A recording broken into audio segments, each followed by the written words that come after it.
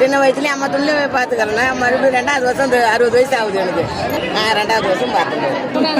3வது வாட்டி பார்க்கலாம், அதெல்லாம் கூட பண்ண பார்க்க முடியாது. அது வேணும் இருப்போம் நம்ம, அதெல்லாம் வாய்ப்பே கிடையாது. அப்புறம் இறங்கி சின்ன சின்ன சாமிங்க இருக்கு உள்ள கணத்துக்குள்ள சுற்றி இருக்கு சாமி. அதெல்லாம் மாமுக்கெல்லாம் வேற மேய்க்குங்க.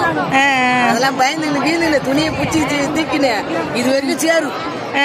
சேத்துல இறங்கி போயிட்டு பார்த்துட்டு ஜனம் இறக்குனாங்க போய். நான் 50 தாங்க சின்ன பொண்ணா தாங்க இருந்தாங்க. சட்டை போட்டுக்கிறேன்.